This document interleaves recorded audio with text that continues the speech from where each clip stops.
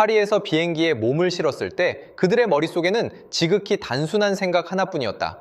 별 기대할 것 없는 여행, 목적지는 배울 것이라곤 아무것도 없다고 굳게 믿는다라.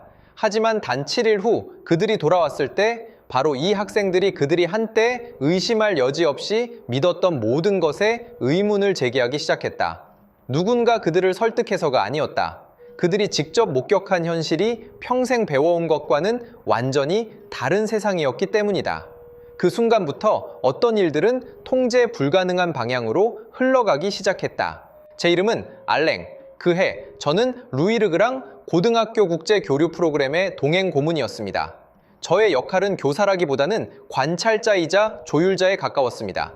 프랑스 최고 명문고 학생들, 즉 미래의 엔지니어, 철학자, 정치학자가 될 이 아이들이 일주일간의 아시아 신흥경제국 탐방에서 아무런 문제 없이 지내도록 하는 것이었죠. 이 아이들은 파리 엘리트 교육 시스템이 가장 자랑하는 결과물이었고 총명하고 박식하며 말과 행동에서 거의 무의식적인 우월감을 타고났습니다. 소르본 대학에서 비교문화 사회학을 수년 동안 가르쳐온 저로서는 이미 이러한 우월감에 익숙해져 있었습니다. 그것은 악의에서 비롯된 것이 아니라 시스템 깊숙이 뿌리내린 신념, 즉 세상이 서구 문명의 축을 중심으로 돌아가는 것이 당연하다는 자명한 진리에서 오는 것이었습니다. 우리의 목적지는 한국, 서울이었습니다. 출발 전 마지막 준비 회의 때의 분위기가 아직도 생생합니다. 회의실에는 커피 향과 아이들의 맑은 프랑스어 소리가 가득했습니다. 그들은 일정을 논했지만 그 어조는 마치 중요하지 않은 과외 서적을 검토하는 듯 했습니다. 수학 천재이자 학생들 중 가장 대표적인 줄리앙은 의자 등받이에 기대어 만년필을 무심하게 돌리며 입가에 장난기 어린 미소를 띠고 있었습니다. 한국이요? 그가 나지막이 말했지만 방 전체를 조용하게 만들기에 충분한 음량이었다. 거기서 뭘 볼 수 있죠? 삼성 휴대폰? 현대자동차? 아니면 무대 위에서 춤추는 아이돌 그룹? 죄송하지만 이 모든 것이 서양을 모방하는 것 아닌가요? 그들의 기술 노선, 그들의 문화 상품, 심지어 그들의 도시 계획까지 제가 장담하건대 우리가 보게 될 것은 그저 따라잡으려 애쓰지만 항상 한 발 느는 학생에 불과할 겁니다. 그의 말에 낮은 동의의 웃음소리가 터져 나왔다. 논리 정연하기로 유명한 클로이라는 다른 학생은 안경을 고쳐 쓰고 덧붙였다. 학문적인 관점에서 한 나라의 기초 과학 역량을 측정하는 객관적인 지표는 노벨상입니다. 물리학, 화학, 의학과 같은 핵심 분야에서 한국의 기록은 거의 전무하죠. 그리고 기술 혁신, 진정한 원천 혁신은 우리가 먼저 실리콘밸리, 미넨, 케임브리지를 떠올리지 서울을 떠올리지는 않습니다. 이것은 편견이 아니라 사실에 기반한 판단입니다. 저는 아무 말 없이 조용히 듣고 있었습니다. 그들이 말하는 것은 근거 없는 헛소리가 아니라 그들이 받아들인 전체 지식체계의 자연스러운 연장이었습니다.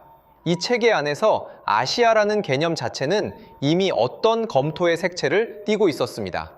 그들이 아시아의 성공 사례를 논할 때면 그들의 시선은 즉시 일본으로 향했습니다. 일본은 그들의 눈에 아시아에서 유일하게 진정한 의미의 현대화를 달성하고 세계 문명에 독특한 기여를 한 나라였습니다. 우키요에부터 구로사와 아키라까지, 도요타의 린 생산 방식부터 소니의 산업 디자인까지 일본은 존경할 만한 경쟁자이자 독특한 타자였습니다.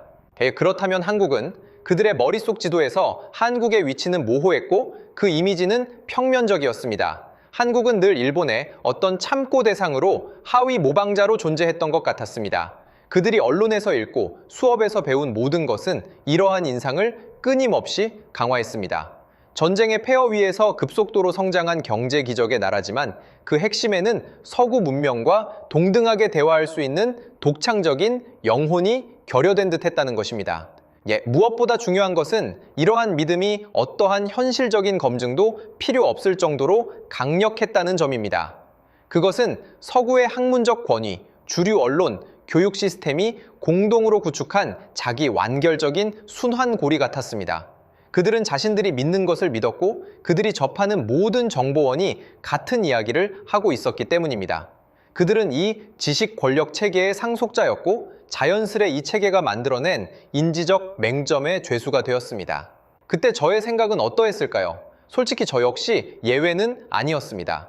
저는 이 아이들보다 경험이 조금 더 많았고 절대적인 판단은 덜했지만 제 마음속 깊이에는 역시 신중하면서도 다소 우월한 관찰자의 태도가 자리 잡고 있었습니다. 저는 이번 여행의 가치가 아마도 비전형적인 아시아 국가가 어떻게 운영되는지 직접 보고 개발도상국이라는 개념에 대해 더 구체적인 인식을 갖게 하는 데 있을 것이라고 생각했습니다. 이번 여행이 저 자신을 포함한 우리 모두에게 철저한 사상 전복으로 이어질 것이라고는 전혀 예상하지 못했습니다. 그렇게 우리는 호기심, 경시, 그리고 일상적인 업무 처리 같은 복잡한 심리가 뒤섞인 채 서울로 향하는 여정에 올랐습니다.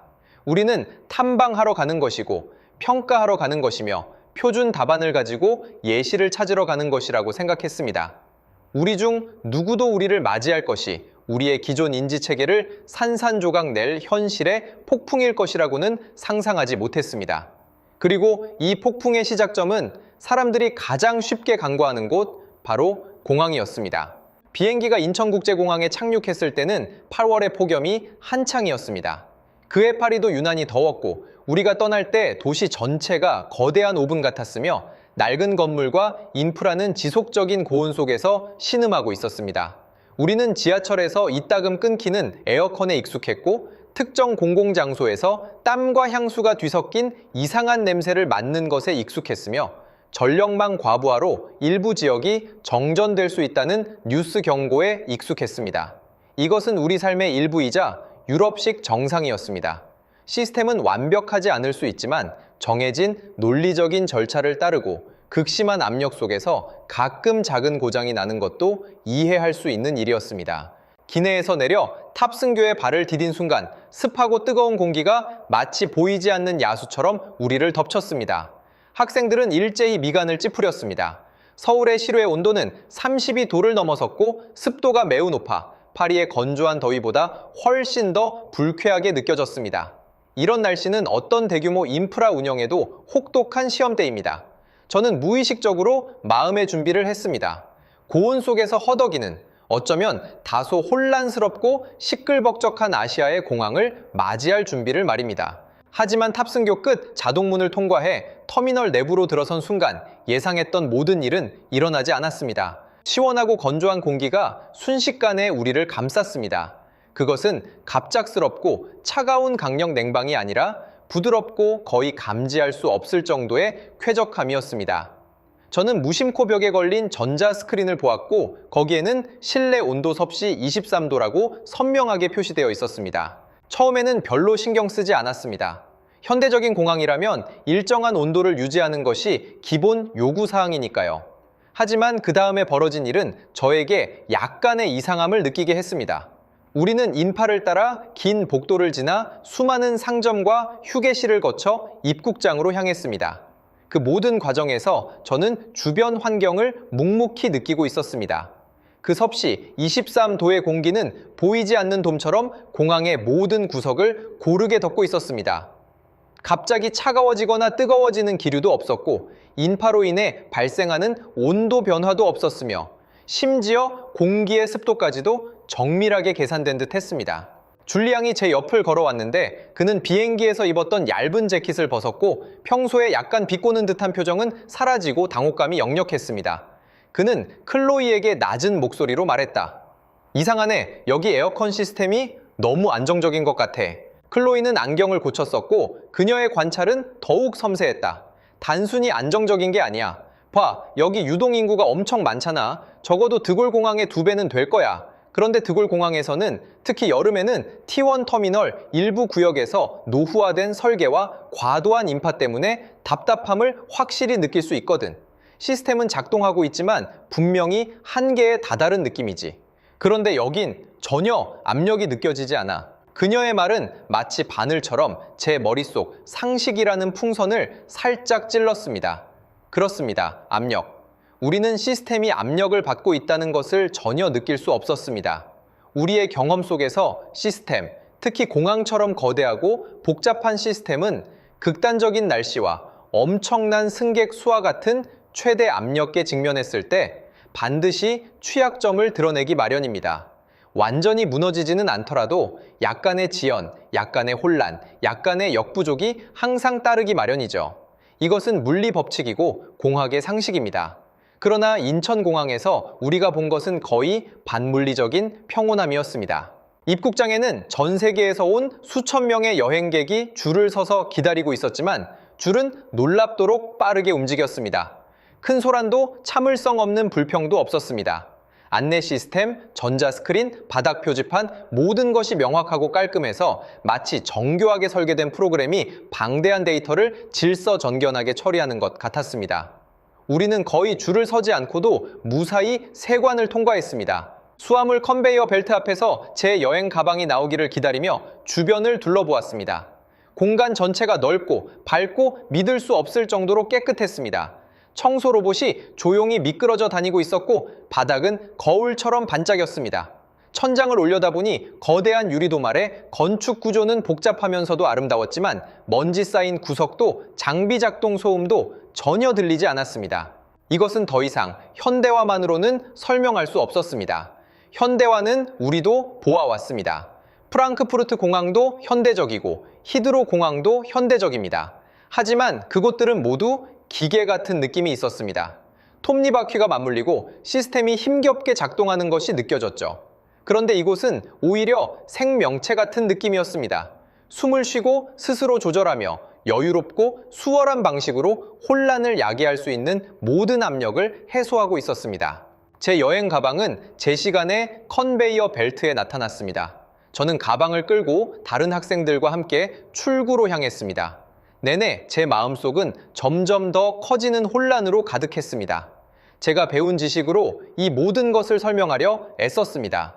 혹시 이것이 단지 예외적인 경우일까?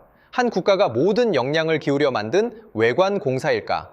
마치 우리가 엑스포나 올림픽을 개최하기 위해 비용을 아끼지 않고 상징적인 건물을 짓는 것처럼 말입니다. 하지만 이 생각은 곧 저 스스로에게 부정되었습니다. 제가 본 것은 화려한 장식이 아니라 화려한 디자인이 아니라 뼛속 깊이 박힌 시스템 역량이었기 때문입니다. 이 역량은 온도의 정밀한 제어, 인파의 효율적인 소통, 그리고 모든 세부 사항의 완벽한 실행에서 드러났습니다. 그것이 보여주는 것은 비용을 아끼지 않음이 아니라 적절함이었습니다. 그 배후에는 우리가 아직 알지 못하는 지극히 성숙한 운영 철학과 기술적 지원이 분명히 있을 것이었습니다. 이것은 건물이 얼마나 첨단적인지에 대한 문제가 아니라 거대한 시스템이 극한의 조건에서도 실수하지 않는다는 것에 대한 이야기였습니다. 실수하지 않는다. 이 세 단어가 제 머릿속을 맴돌았습니다. 유럽에서는 규정에 따라 처리하지만 가끔 실수하는 것을 받아들일 수 있는 정상적인 상태로 여겼습니다. 그런데 이곳에서 저는 체계적인 실수 없음을 처음으로 직접 목격했습니다. 이것은 완전히 다른 경지였습니다. 학생들은 대부분 침묵하고 있었고 저처럼 깊이 생각하지는 못했을지 모르지만 그들의 얼굴 표정은 모든 것을 말해주고 있었습니다. 그 가벼운 평가자의 자세는 사라졌습니다. 그들은 마치 마법 학교에 처음 들어선 수습생처럼 자신들의 이해 범위를 완전히 벗어난 믿을 수 없을 정도로 안정적인 이 시스템에 압도당했습니다. 공항이라는 점에서 우리는 무의식적으로 도시 전체의 면으로 시선을 돌리기 시작했습니다. 우리는 우리가 진입할 세계가 상상했던 것과는 완전히 다를 수도 있다는 어렴풋한 느낌을 받았습니다. 공항을 나와 서울 시내로 향하는 버스에 오르자 인천공항에서 받은 첫 번째 충격은 곧 더욱 거대하고 복잡한 광경으로 대체되었습니다. 인천공항이 완벽하게 작동하는 독립된 기관이었다면 서울 전체는 무수히 많은 그런 기관들이 협력하여 작동하는 자의식을 가진 초고도 지능처럼 느껴졌습니다. 우리는 현대대도시라는 개념에 익숙합니다. 파리, 런던, 뉴욕. 우리는 그 속에서 살아가며 그 맥박을 잘 알고 있습니다. 이 도시들은 위대하고 아름답지만 모순과 혼란으로 가득합니다.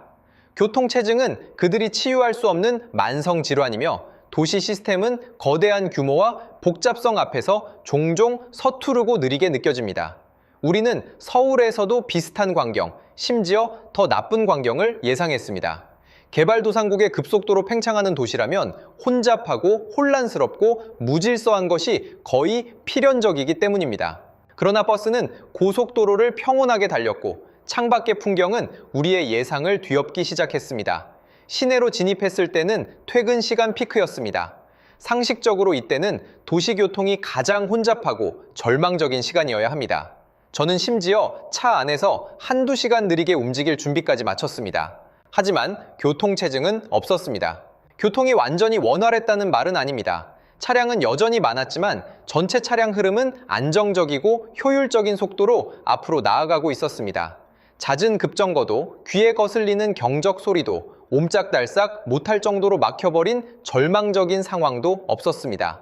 신호등의 전환은 어떤 신비로운 리듬을 가지고 있는 듯 했고, 차량 밀도가 임계점에 도달하기 전에 항상 정확하게 압력을 해소해 주었습니다. 줄리앙은 창문에 얼굴을 대고 밖을 뚫어져라 쳐다봤습니다. 그는 마치 남에게 묻는 듯, 자신에게 묻는 듯 중얼거렸다.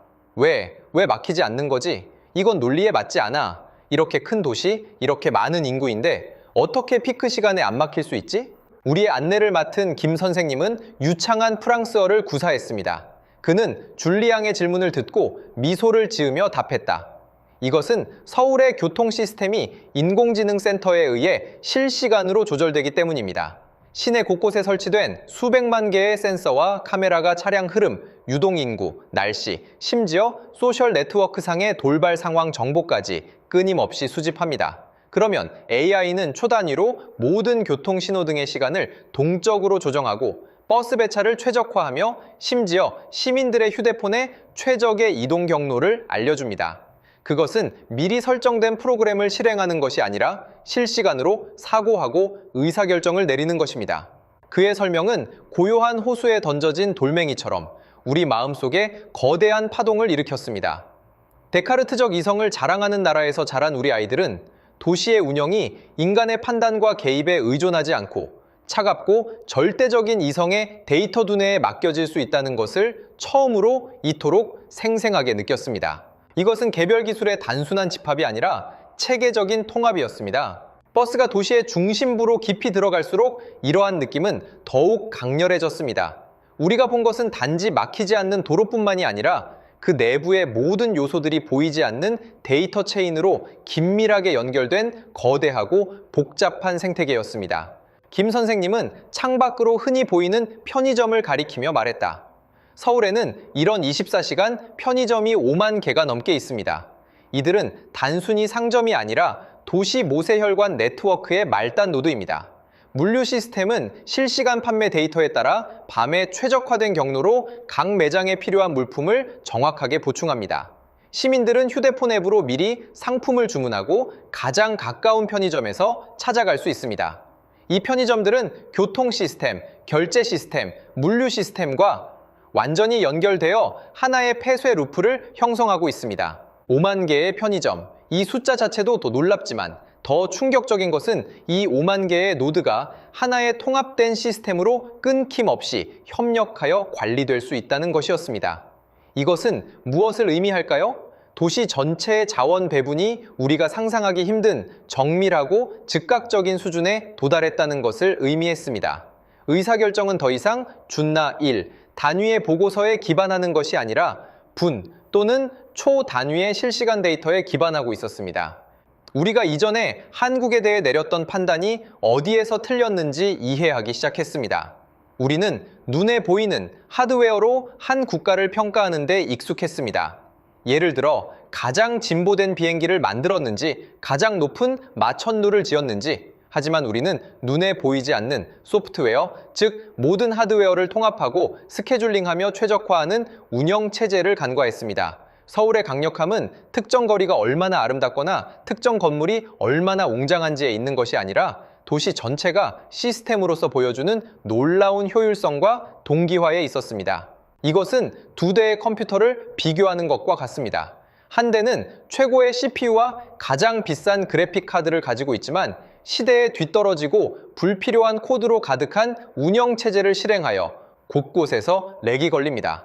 다른 한 대는 하드웨어는 최고급이 아닐지라도 운영체제가 극한으로 최적화되어 모든 명령에 가장 빠르고 정확하게 반응합니다.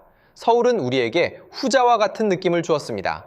그날 밤 우리는 짐을 풀고 나서 몇몇 학생들이 호기심을 참지 못하고 밤늦게 나가보기로 했습니다. 저는 좀 불안해서 같이 나갔습니다. 우리는 잠든 도시를 보게 될 것이라고 생각했지만 우리는 틀렸습니다.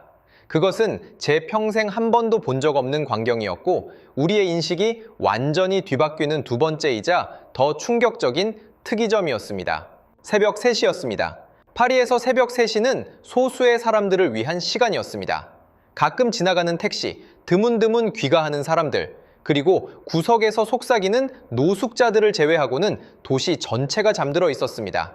이것은 사회의 암묵적인 리듬이었고 업무 시간과 휴식 시간이 엄격하게 구분되어 도시의 활력은 조수처럼 밀려오고 밀려나갔습니다. 우리는 이것이 당연한 것이고 문명사회가 마땅히 가져야 할 질서라고 생각했습니다. 하지만 서울의 새벽 3시는 우리에게 완전히 다른 종류의 질서를 보여주었습니다. 우리는 호텔을 나와 따뜻한 밤바람을 맞았습니다. 거리가 불야성을 이루거나 사람들로 북적이는 것은 아니었지만 결코 고요하지도 않았습니다. 가장 먼저 우리 눈길을 끈 것은 끊임없이 오가는 오토바이들이었습니다. 그들은 부지런한 일벌떼처럼 도시의 혈관 속을 조용하고 빠르게 미끄러져 다녔고 오토바이 뒷좌석에는 모두 보온 상자가 고정되어 있었습니다. 배달이네요. 클로이가 나지막이 속삭였다. 그녀의 목소리에는 믿기지 않는다는 감정이 가득했다. 이렇게나 많다니. 이 시간에 아직도 사람들이 음식을 주문하고 배달하는 사람들이 있네요. 우리는 거리를 따라 걷다가 곧 그녀의 관찰이 정확했음을 확인했습니다. 길가의 작은 식당들은 여전히 불을 밝히고 있었고 몇몇 곳은 3355 손님들이 식사하고 있었습니다. 그리고 도시 곳곳에 퍼져 있는 편의점들은 예외 없이 24시간이라는 간판을 환하게 밝히고 있었는데 그 밝은 불빛은 마치 영원히 꺼지지 않는 등대처럼 심야의 도시에 온기와 편리함을 제공하고 있었습니다. 우리는 그중 한 편의점에 들어갔습니다. 점원은 이어폰을 낀 젊은 여성이었는데 음악에 맞춰 몸을 가볍게 흔들며 능숙하게 진열대를 정리하고 있었습니다. 가게 안에는 뜨거운 도시락부터 다양한 생활용품까지 없는 것이 없었습니다. 몇몇 젊은이들은 창가 자리에서 컵라면을 먹으며 나지막이 대화하고 있었습니다.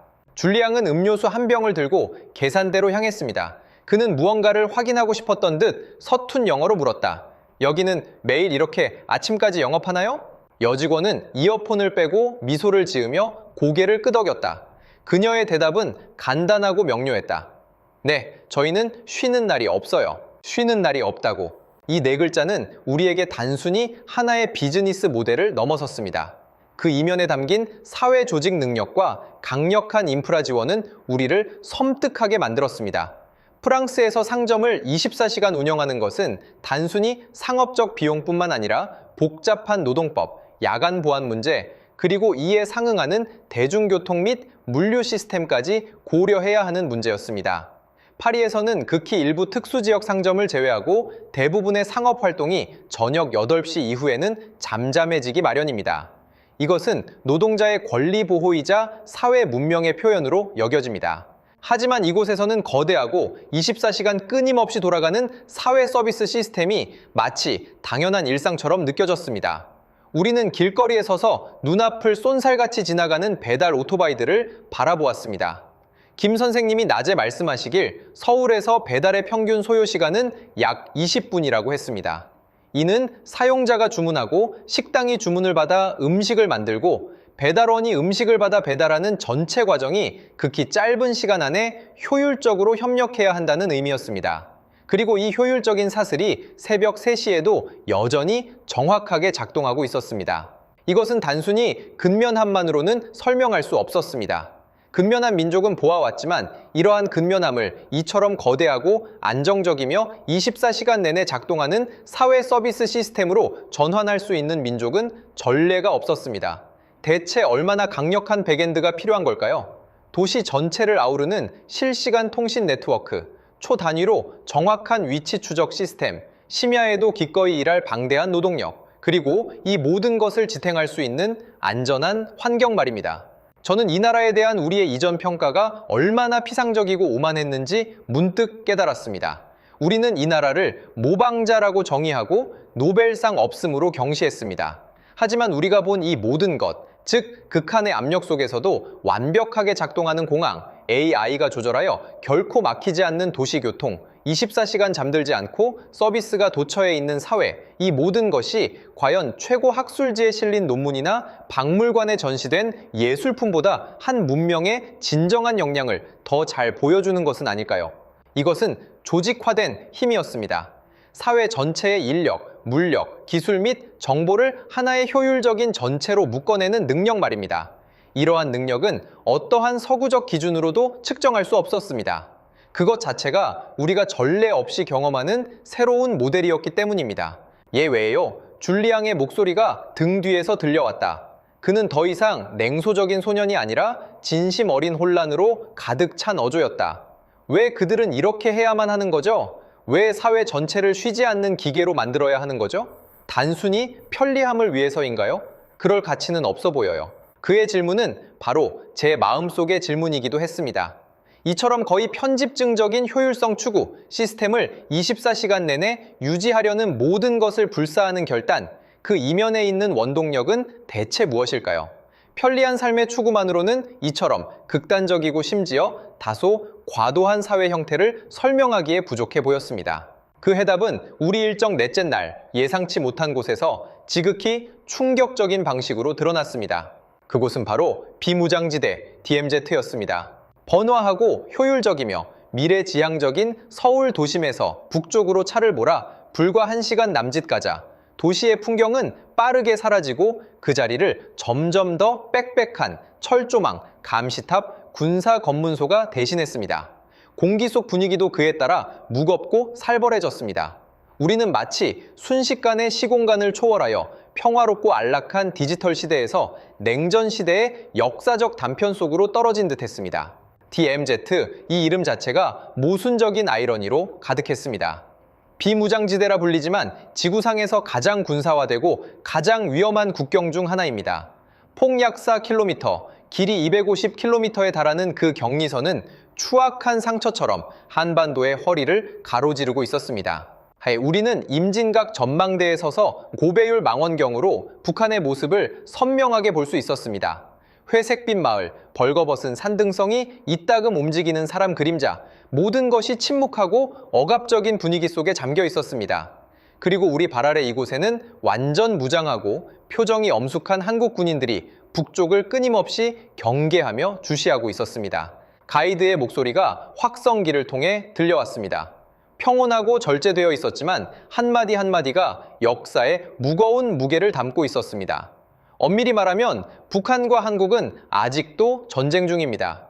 우리가 지금 가진 것은 정전협정일 뿐 평화조약이 아닙니다. 이것은 언제든 아주 작은 마찰로 인해 전쟁이 다시 발발할 수 있다는 것을 의미합니다. 그의 말은 거대한 바위처럼 우리 모두의 가슴을 세게 때렸습니다. 전쟁, 유럽의 평화 속에서 자란 우리 세대 아이들에게 전쟁은 아득한 역사 교과서나 뉴스 보도 속에 존재하는 개념이었습니다. 우리는 전쟁을 논하고 분석했지만 그 숨결을 실제로 느껴본 적도 없었고 그것이 우리 일상의 일부가 될 것이라고는 상상조차 해본 적이 없었습니다. 하지만 이곳에서 전쟁은 개념이 아니라 머리 위에 걸려 언제든 떨어질 수 있는 다모클레스의 칼이었습니다. 그것은 70년 동안 지속된 뼛속 깊이 박힌 일상적인 현실이었습니다. 그 순간 이전에 가졌던 모든 혼란이 마치 번개에 비추어진 것처럼 한순간에 밝혀지는 듯 했습니다. 저는 마침내 깨달았습니다. 그들이 왜 극한의 압력 속에서도 결코 실수하지 않는 공항 시스템을 필요로 할까요? 전쟁이 발발하면 공항은 민간인 대피와 물자 수송의 생명선이 될 것이고 아주 작은 혼란과 지연조차 치명적일 수 있기 때문입니다. 그들이 왜 AI가 통제하는 결코 막히지 않는 도시 교통 네트워크를 필요로 할까요? 비상 상황에서 이 시스템은 1000만 명이 넘는 시민들을 가장 빠른 속도로 대피시키고 군대와 구호 인력을 동원해야 하기 때문입니다. 효율성은 곧 생명과 직결됩니다. 그들이 왜 24시간 잠들지 않는 사회 서비스 시스템을 필요로 할까요? 국가 전체가 항상 준전시 동원 상태를 유지해야 하기 때문입니다. 그들은 어떤 나태함도 어떤 멈춤도 허용할 수 없습니다. 위협은 24시간 존재하기 때문입니다. 그 5만 개의 편의점은 평화 시에는 편리한 삶의 거점이지만 전쟁 시에는 즉시 배급 물자 분배소로 전환될 수도 있습니다. 그 어디에나 있는 빠른 배달 서비스는 단순히 식욕을 만족시키기 위한 것이 아니었습니다. 그 이면에 단련된 것은 효율적이고 정확하며 도시의 모든 모세혈관까지 침투할 수 있는 즉시 물류 네트워크였습니다. 이 네트워크는 전시 상황에서 순식간에 호출되어 약품, 혈장, 군수품을 운송할 수 있을 것입니다. 한국 사회 전체 우리가 보았던 경이로운 모든 성과들, 그 효율성, 그 정확성, 그 강인함, 그 끊임없는 작동, 그 가장 근원적인 논리적 추진력은 우리가 상상했던 경제 성장에 대한 갈망도 편안한 삶의 추구도 아니었습니다. 생존이었습니다. 어떤 꾸밈도 없는 벌거벗은 파괴되지 않으려는 집단적 열망이었습니다. 그들은 선택의 여지가 없었습니다.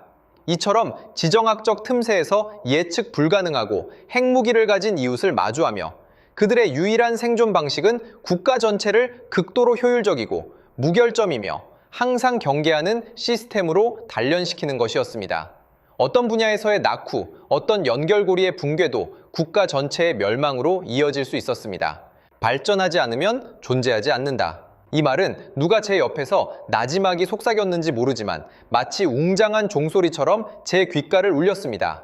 이것은 우리가 한 번도 이해해 본 적 없는 발전 논리였습니다.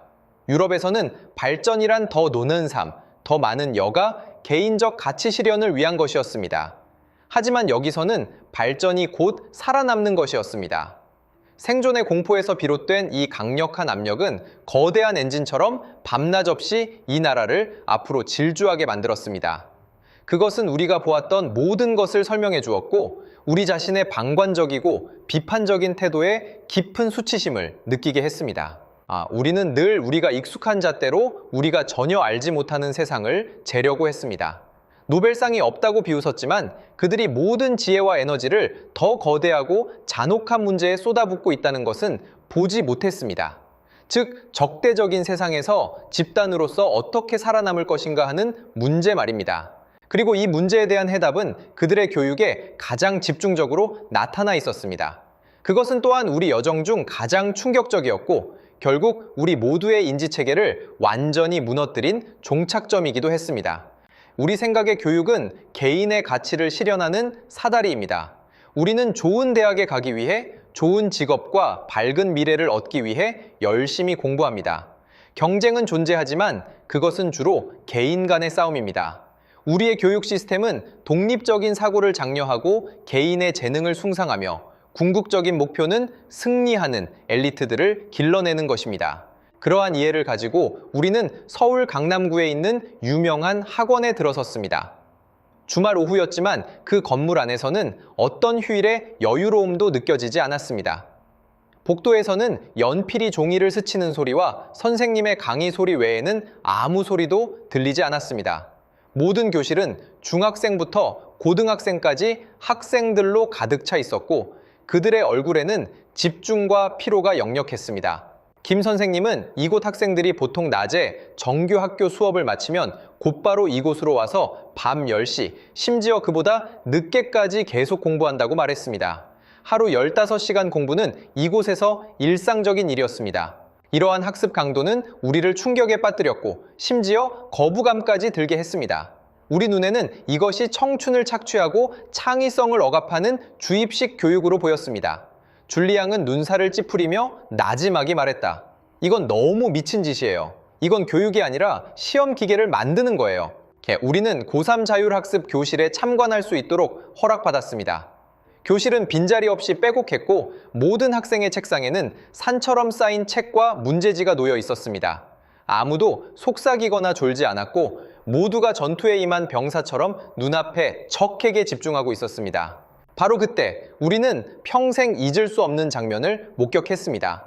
앞줄에 앉은 한 남학생이 복잡한 수학 문제를 푸는데 어려움을 겪는 듯 미간을 찌푸리고 연습장에 거듭 풀이를 시도했지만 좀처럼 답을 찾지 못했습니다. 그의 옆에 앉은 남학생은 이미 자신의 문제를 다 풀었는지 쉬지도 않고 다음 문제를 풀지도 않고 조용히 몸을 기울여 연습장의 한 단계를 가리키며 아주 작은 목소리로 자신의 풀이 방법을 설명하기 시작했습니다. 곧 그들 주변의 몇몇 학생들도 너나 할 것 없이 모여들었습니다. 그들은 다투지도 뽐내지도 않고 작은 공격조를 형성하여 그 어려운 문제를 함께 논의했습니다. 문제를 해결하지 못했던 남학생의 얼굴에는 전혀 수치심이 없었고 그를 돕는 학생들의 얼굴에도 우월감은 찾아볼 수 없었습니다. 그들의 목표는 오직 하나, 이 문제를 이해하는 것 같았습니다. 이 장면은 줄리앙의 판단을 그리고 우리 모두의 인식을 완전히 뒤엎었습니다.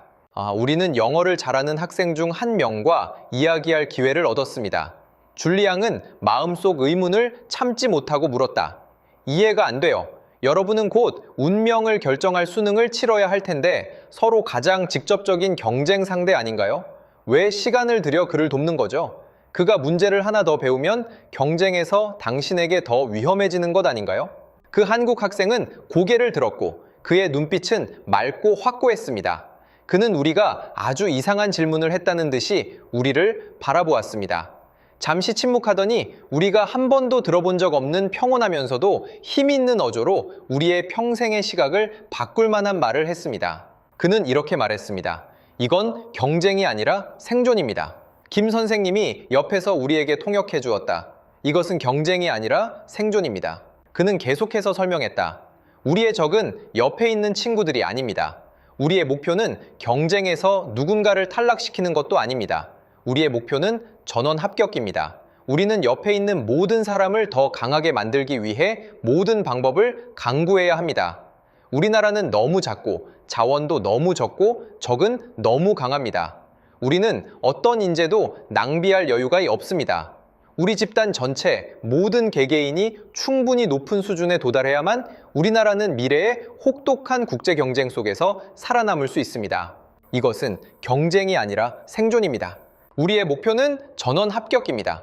이 두 문장은 두 개의 무거운 망치처럼 우리의 머릿속에 깊이 박혀있던 개인주의를 핵심으로 하는 가치관을 산산조각 냈습니다. 우리는 마침내 이해했습니다. 이처럼 잔혹해 보이는 교육의 본질은 우리가 상상했던 내부 경쟁과 제로섬 게임이 아니라 극단적인 집단주의적 생존 전략이었습니다. 그들이 자신의 경쟁자를 돕는 이유는 그들이 천성적으로 고귀해서가 아니라 뭉쳐야 살 수 있는 환경에서 어떤 동료의 약점도 집단 전체를 침몰시킬 수 있는 구멍이 될 수 있기 때문이었습니다. 경쟁자를 강하게 만드는 것이 장기적으로는 집단 전체의 생존 능력을 강화하는 것이었습니다. 서구의 교육 시스템은 최고의 챔피언을 가려내는 토너먼트 같았다면 한국의 교육 시스템은 모든 병사들이 전장에서 살아남을 수 있도록 하는 혹독한 군사훈련 같았습니다. 전자는 시스템이 개인을 위해 봉사하고 후자는 개인이 시스템의 생존을 위해 봉사하는 것이었습니다. 이 두 가지 모델에 절대적인 옳고 그름이나 우열은 없었습니다. 그러나 한국이 처한 특수한 역사적, 지리적 환경을 고려할 때 후자의 모델은 의심할 여지 없이 그들의 유일한 현실적인 선택이었습니다. 그 교실에서 나올 때 우리 모두는 침묵했습니다. 이 나라에 대한 이전에 모든 이해할 수 없었던 것들, 경시했던 것들, 심지어 조롱했던 것들까지도 지금은 흔적도 없이 사라졌습니다. 그 자리에는 경외심, 충격, 그리고 깊은 성찰이 뒤섞인 복잡한 감정이 자리 잡았습니다. 우리는 지금 목격하고 있는 것이 한 민족이 역사의 아픔과 현실의 위협을 어떻게 강력한 사회 전체를 고속으로 움직이는 집단적 의지로 내면화하는지를 보여주는 것이라고 깨달았습니다. 이러한 의지는 교육에 대한 그들의 극단적인 투자에서 드러났고 우리가 이전에 보았던 모든 것을 설명해 주었습니다. 완벽하게 작동하는 공항, 결코 막히지 않는 도시, 24시간 잠들지 않는 사회. 이 모든 것은 하나의 핵심, 즉 생존을 가리키고 있었습니다. 돌아오는 비행기 안 올 때의 가벼움과 우월감은 온데간데 없었습니다. 기내에는 이상하리만치 조용했고 대부분의 학생들은 창가에 기대어 빠르게 멀어지는 불빛 찬란한 아래 땅을 묵묵히 바라보고 있었습니다. 그들의 눈빛은 더 이상 관광객의 호기심이 아니라 혼란과 사색이 뒤섞인 더욱 깊고 무거운 표정이었습니다. 단 7일 고작 7일 만에 그들의 피 속에 뿌리 내리고 프랑스뿐만 아니라 서구 세계 최고의 교육 시스템에 의해 구축된 견고한 신념 체계의 수많은 균열이 육안으로 보이기 시작했습니다. 그 침묵을 깬 것은 클로이였습니다. 그녀는 고개를 돌려 옆에 앉은 줄리앙을 바라보며 마치 꿈꾸는 듯한 어조로 나지막이 말했다. 줄리앙, 우리 올 때 드골 공항에서 봤던 풍경 기억나? 줄리앙은 즉시 대답하지 않고 무언가를 회상하는 듯 했다. 한참 후 그는 목이 잠긴 듯한 목소리로 천천히 입을 열었다. 기억나. 그날 정말 더웠고 T1 터미널 에어컨이 절반쯤 고장나서 사람들이 줄을 길게 서 있었고 공기가 정말 안 좋았어. 수화물 컨베이어 벨트도 고장나서 1시간 가까이 기다렸지. 클로이는 고개를 끄덕였다. 그런데 인천공항은 그날 파리보다 훨씬 더웠고 유동인구도 훨씬 많았는데 모든 것이 너무 완벽해서 비현실적이었어. 심지어 시스템이 작동하고 있다는 느낌조차 들지 않았어. 마치 원래 그래야만 하는 것처럼. 줄리앙의 시선이 저에게로 향했다. 그의 눈빛에는 전례 없는 혼란과 갈등이 가득했다. 그는 마치 답을 구하려는 듯 혹은 스스로를 확인하려는 듯 제게 물었다. 알랭 선생님, 우리는 늘 유럽의 시스템, 우리의 민주주의, 우리의 과학기술, 우리의 사회 관리 방식이 비록 완벽하지는 않더라도 세계에서 가장 발전하고 최적화된 것이라고 배워왔습니다. 우리는 태양이 동쪽에서 뜬다는 것을 믿듯이 그것을 믿었습니다. 하지만 지난 7일 동안 제가 본 것은 우리의 시스템이 더 이상 최적이 아닐 수도 있다는 의심을 하게 만듭니다. 그의 질문은 마치 고여있던 물속에 던져진 폭탄처럼 모든 학생들의 마음속에 터져나왔습니다. 맞아요. 다른 학생이 말을 이었다. 우리는 그들의 교육을 주입식이라고 비웃었지만 그들이 집단 생존을 위해 어떻게 서로 돕는지 보았습니다. 그런데 우리는 어떻죠? 우리는 개인의 자유를 강조하지만 우리 교실에서는 가장 뛰어난 학생들이 자신의 문제 해결 기술을 무의식적으로 숨기곤 합니다. 그게 자신의 경쟁 압력을 높일 수 있기 때문이죠. 그리고 그들의 도시도요. 또 다른 누군가가 덧붙였다. 파리는 아름답지만 역사 속에 사는 박물관 같아요. 우리는 그 아름다움을 자랑스러워하면서도 그 비효율성과 혼란스러움에 괴로워합니다. 그런데 서울은 파리만큼 운치는 없을지 몰라도 살아있는, 끊임없이 진화하는 생명체 같아요. 그 효율성, 그 조직력은 이미 우리를 훨씬 앞서갔습니다. 이러한 말들은 7일 전이었다면 그들의 입에서 나오는 것을 상상조차 할 수 없었을 것입니다. 그들은 이것을 프랑스의 영광에 대한 배신이자 자신들이 받은 교육에 대한 부정이라고 여겼을 것입니다. 그러나 지금 이 말들은 너무나 자연스럽고 진실했습니다. 그것은 어떠한 이론적 주입에서 비롯된 것이 아니라 반박할 수 없는 지극히 강렬한 직접 경험에서 우러나왔기 때문입니다. 경험은 어떤 교육보다 강력한 무기입니다.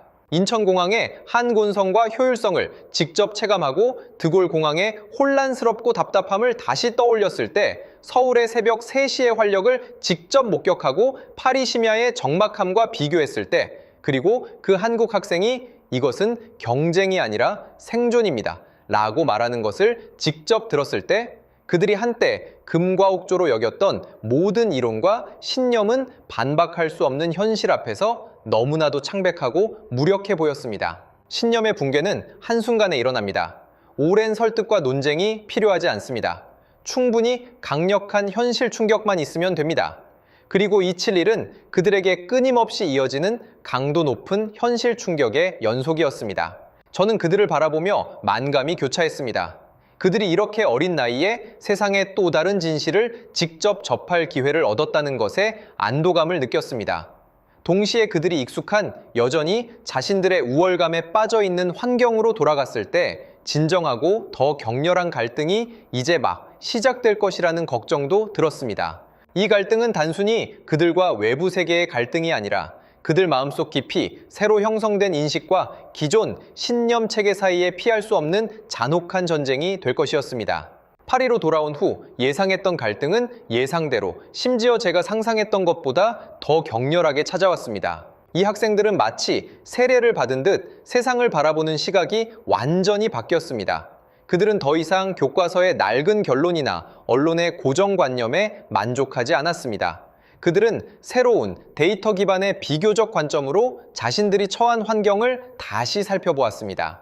학교 발표회에서 그들은 평소처럼 유명 관광지 사진이나 별다른 의미 없는 문화, 체험기를 보여주지 않았습니다. 대신 그들이 휴대폰으로 촬영한 수많은 영상과 정리된 상세한 데이터를 제시했습니다. 줄리앙은 강단에 서서 분할 화면 영상을 틀었다. 왼쪽에는 피크 시간대 드골공항의 혼잡하고 혼란스러운 입국장 풍경이 펼쳐졌고 사람들은 느리게 움직이며 배경음은 시끄러웠다. 오른쪽에는 같은 피크 시간대 인천공항의 질서정연하고 인파로 북적이는 화면이 나왔다. 여러분 보십시오. 그의 목소리는 차분하면서도 힘이 있었다. 왼쪽은 우리가 자랑스러워하는 유럽의 관문입니다. 오른쪽은 우리가 한때 볼품없다고 생각했던 아시아 국가입니다. 똑같은 국제 허브이고 똑같이 엄청난 승객 압력을 받고 있지만 시스템 효율성에서의 격차는 육안으로도 확연히 드러납니다. 그는 이어서 두 번째 영상을 재생했다. 화면에는 새벽 3시 파리 시내가 텅 비어 있는 모습이 담겼고 이어서 같은 시간 서울의 거리 풍경으로 전환되자 배달 오토바이들이 끊임없이 오가고 편의점들이 환하게 불을 밝히고 있었다. 이것은 근면이나 야근에 대한 이야기가 아닙니다. 그는 강조했다. 이것은 사회 조직 능력에 대한 이야기입니다. 시스템이 24시간 내내 높은 부하 상태에서 시민들에게 안정적이고 신뢰할 수 있는 서비스를 제공할 능력이 있는지 없는지에 대한 것이죠. 데이터는 우리가 뒤처지고 있음을 보여줍니다.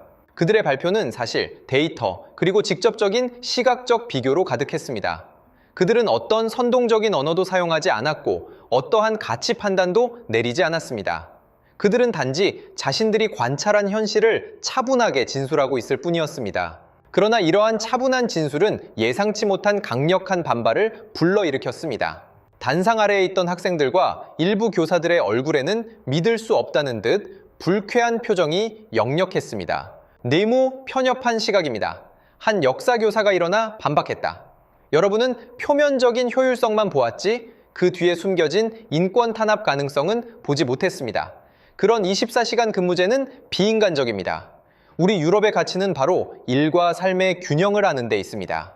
게다가 새로 지어진 공항을 수십 년 된 공항과 비교하는 것 자체가 공정하지 않습니다. 또 다른 학생이 덧붙였다. 파리의 위대함은 그 역사적 깊이에 있는 것이지 이런 차가운 효율성 지표에 있는 것이 아닙니다. 논쟁은 점점 더 격렬해졌습니다. 지지자들은 줄리앙 일행이 소중하고 경각심을 일깨우는 시각을 제공했다고 주장했습니다. 반대자들은 그들이 아시아 모델의 겉모습에 현혹되어 비판적 사고를 잃었으며 심지어 프랑스를 폄하한다고 비난했습니다. 더욱 아이러니한 것은 한 주요 언론사가 이번 교류 활동을 보도하면서 학생들이 가져온 이러한 직접적인 관찰 내용을 완전히 무시하고 거만한 어조로 진부한 표현을 써서 프랑스 최고의 수재들이 한국에서 독특한 K-팝 문화를 경험하고 한국의 경제 발전에 찬사를 보냈다고 썼다는 것입니다. 마치 이 학생들이 겪었던 인지적 폭풍은 전혀 일어나지 않은 것처럼 말입니다. 저는 이 모든 것을 목격하며 깊은 무력감을 느꼈습니다. 저는 성숙하고 강력한 신념 체계가 어떻게 스스로를 방어하는지 보았습니다. 그것이 부인할 수 없는 외부의 데이터 도전에 직면했을 때 그것은 자신의 인식을 수정하는 대신 즉시 복잡한 메커니즘을 작동시켜 이 데이터를 해체하고 의심하고 심지어 왜곡하려고 합니다. 그것은 이렇게 말할 것입니다. 네가 본 것은 특수한 사례일 뿐 보편적인 현상이 아니다. 그것은 이렇게 말할 것입니다. 너의 비교 기준은 잘못되었다. 우리는 우리만의 강점이 있다. 그것은 이렇게 말할 것입니다. 너는 선전에 현혹되어 화려한 이면의 어두운 면을 보지 못했다. 결국 그것은 가치관과 문명 모델에 대한 더 거대한 서사로 자신들이 인정하고 싶지 않은 시스템 능력에 대한 잔혹한 사실을 덮어버릴 것입니다. 이 갈등의 핵심은 더 이상 한국이 정말 좋은가 나쁜가에 대한 것이 아니라 직접 목격한 증거와 우리가 어려서부터 주입받은 신념이 격렬하게 충돌할 때 우리는 무엇을 믿어야 하는가에 대한 것이었습니다. 줄리앙 일행에게 답은 전자였습니다. 그들은 자신의 눈을 믿기로 선택했습니다. 그러나 그들은 그 대가를 치러야 했습니다. 그들은 이방인으로 취급받고 순진하다, 급진적이다, 심지어 애국심이 없다는 꼬리표가 붙었습니다. 그들이 가져온 소중하고 경고의 의미가 담긴 데이터는 오만과 편견으로 구축된 거대한 신념의 장벽 속에 파묻혔습니다.